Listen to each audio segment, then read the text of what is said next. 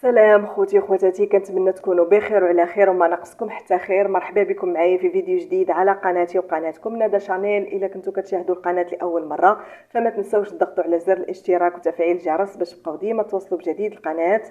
لايك للفيديو فضلا وليس امرا، وتعاليقكم بخصوص الموضوع. بعد انفصالها عن المهدي فلان، نرجس الحلاق تعيش قصه حب جديده، فخليكم معايا باش تعرفوا التفاصيل.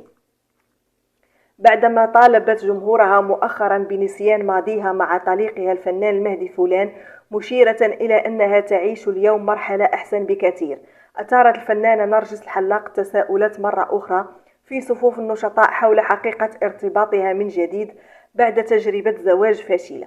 وبشكل مفاجئ نشرت نرجس الحلاق مقطع فيديو تحمل فيه باقة ورد حمراء كبيرة على شكل قلب، مصحوبة برسالة حب تتضمن عبارة أحبك، لترفقه بتعليق جاء فيه: حبيبي دمت لي حبيبا وسندا طوال العمر يا رب، أحبك أيضا، معلنة بذلك أنها تعيش قصة حب جديدة.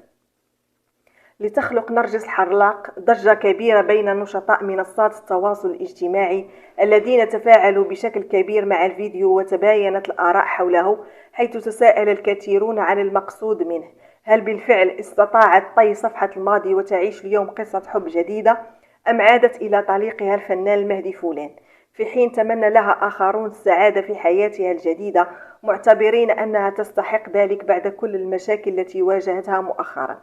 وفي المقابل نصحتها فئة من متابعيها بالتعلم من أخطائها السابقة وعدم نشر تفاصيل حياتها الشخصية في مواقع التواصل الاجتماعي أو مشاركتها في العلن.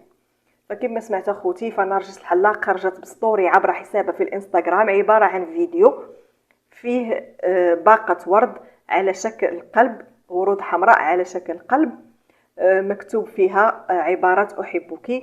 فكانت خلقت ضجة بين المتابعين ديالها اللي تساءلوا واش هذه قصة حب جديدة أو أنها رجعت لطليقها الفنان المهدي فلان.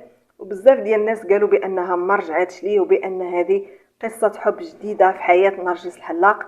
فكنتمناو ليها الخير كيف ما كان الحال. شكرا لكم على المشاهدة، إلى اللقاء مع فيديو قادم إن شاء الله.